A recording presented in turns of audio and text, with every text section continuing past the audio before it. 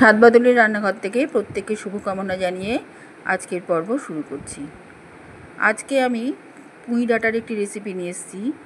আমার বাড়িতে পুঁই ডাঁটা অনেক হয়েছে, তো সেই পুঁই ডাঁটাগুলো প্রায় রান্না করছি। পুঁই ডাঁটা নানা রকমভাবেই রান্না করে আমি শেয়ার করেছি, কিন্তু আজকে যে রান্নাটা করছি এই রান্নাটা আমার সব থেকে প্রিয়, কারণ এর মধ্যে একদম কোনো মশলা ছাড়া শুধু নুন হলুদ এইসব দিয়ে সামান্য একটু জিরের গুঁড়ো দিয়ে রান্নাটা করা। অসম্ভব পুষ্টিকর আর সুস্বাদু এই রান্না, দেখতে থাকুন। এটা পুরো প্রেশার কুকারেই সেদ্ধ করে রান্নাটা করেছি। এখানে সর্ষের তেলে মৌরি আর কাঁচা লঙ্কা ফোড়ন দিয়ে এর সঙ্গে দিয়েছি হলুদ, লঙ্কা গুঁড়ো, সামান্য লবণ, চিনি।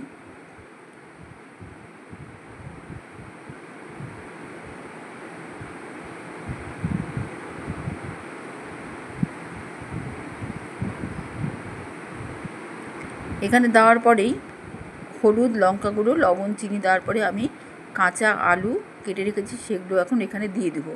আর যে বেগুন দুটো দেখালাম সেটা দেখাচ্ছি পরে। এই যে কাঁচা আলু, আর তার সাথে আমার একটা পটল ছিল, দুটো না একটা পটল ছিল, সেটা 2 টুকরো করে আমি দিয়ে দিয়েছি খোসা ছাড়িয়ে। মোটামুটি আলু দেওয়া হয়ে গেল। এবার আমি এর মধ্যে পুঁই শাকগুলো দিয়ে দেবো। এটা আমার গাছের পুঁই শাক, আর এই সেদ্ধ এই পুঁই শাকটা অসাধারণ লাগে খেতে, নিরামিষ। পুঁই শাকটা দিয়ে দিলাম।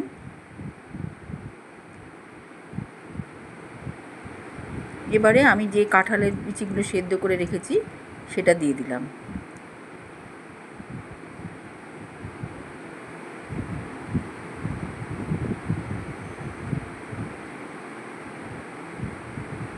এবার এই যেই মশলাগুলো আমার দেওয়া হয়েছে প্রেশার কুকারে, একটু মশলার সঙ্গে ওলট পালট করে নিচ্ছি পুঁই শাকগুলো আর আলুটা, সামান্য একটু নেড়ে নিচ্ছি। নিয়ে একটু জল দিয়ে এটাকে সিটি মেরে সেদ্ধ করে নেব। এটা একেবারে আমার সবজির খোসা দিয়ে, তারপরে চাল ধোয়া জল দিয়ে পুঁই শাকটা তৈরি, কোনো রকম রাসায়নিক সার তো এর মধ্যে নেই, কাজেই এটা একেবারে নিশ্চিন্ত মানে খাওয়া যাবে। একটু জল দিয়ে দিলাম, দিয়ে এবার সিটি মেরে নিচ্ছি।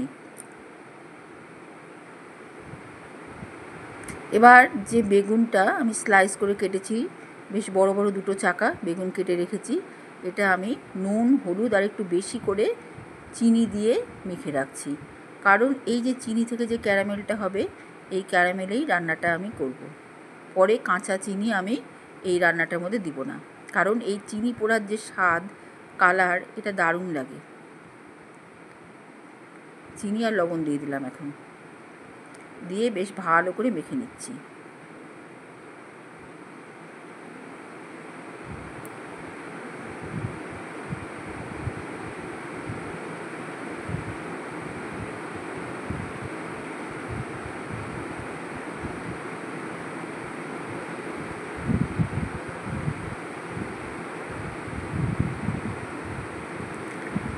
এবারে প্রেশার কুকারের ঢাকনাটা আবার খুলে দিচ্ছি। এতক্ষণে স্টিমটা প্রায় বেরিয়ে এসছে।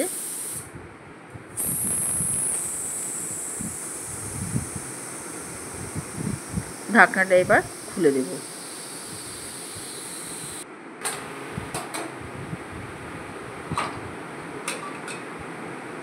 এগুলো ভালো মতো সেদ্ধ হয়ে এসছে। পুঁই শাক আলু কতটুকু হয়ে এসছে, একেবারে প্রেশার কুকার ভর্তি ছিল, এখন অর্ধেক হয়ে গিয়েছে। মোটামুটি সবই আমার এখন সেদ্ধ হয়ে আছে। একটু নাড়াচাড়া করে নিচ্ছি, বেশি ঘাঁটবো না, কারণ এগুলো একটার সাথে আর একটা মিশে পেস্ট হয়ে গেলে একদম ভাল লাগবে না খেতে। এদিকে যে বেগুনগুলো আমি মেখে রেখেছিলাম লবণ তেল আর হলুদ দিয়ে, সেটা একটু ভেজে নিচ্ছি। লবণ হলুদ আর দিয়ে চিনি দিয়ে সেটা এখন তেলে ভেজে নিচ্ছি।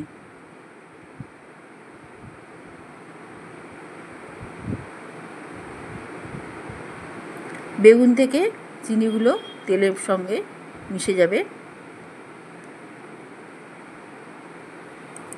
আর একটু ক্যারামেল তৈরি হয়ে যাবে তেলটায়।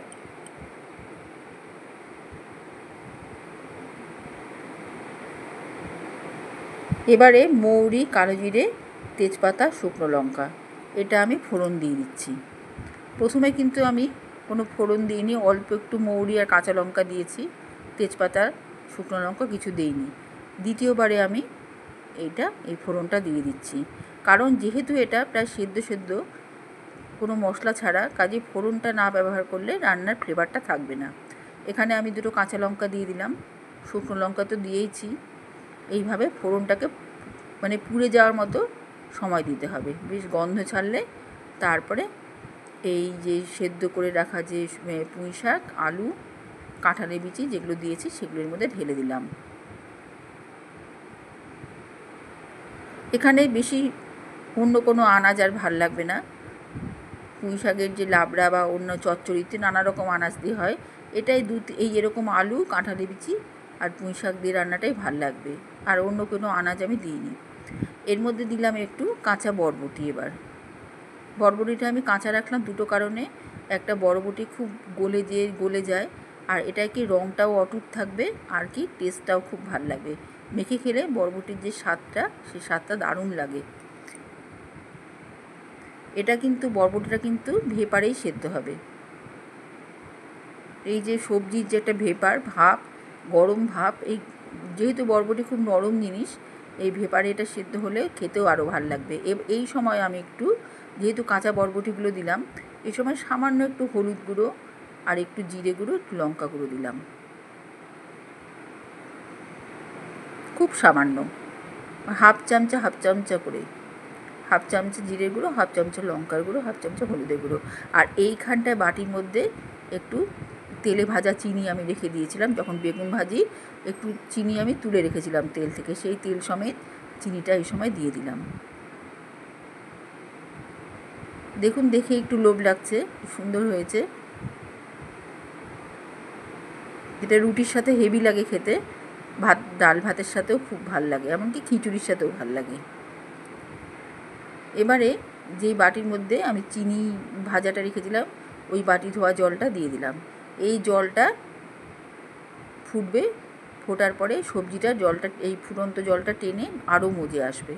এই যেমন দেখা যাচ্ছে জলটা পুরো টেনে এরকম মজে এসছে। মোটামুটি আমার রান্না এখানেই শেষ। রান্নাটা খুবই সামান্য উপকরণে, আর পুঁই শাক তো এখন খুবই পাওয়া যাচ্ছে। একদিন এরকম করে রান্না করে রুটি দিয়ে খেয়ে দেখবেন, খুব ভাল লাগবে। একেবারে হেলদি একটা খাবার। দেখলেনই তো কত সামান্য মশলা দিয়েছি। আর এই তেজপাতা, মৌরির ফ্লেভারটা খুব ভালো যায়, কাঁচা লঙ্কা তার সাথে শুকনো লঙ্কা খুব ভালো যায় এতে। এই দিয়ে আজকে আমার এরকম একটা রান্না শেষ হয়ে গেল। আগামীতে ফিরে আসছি।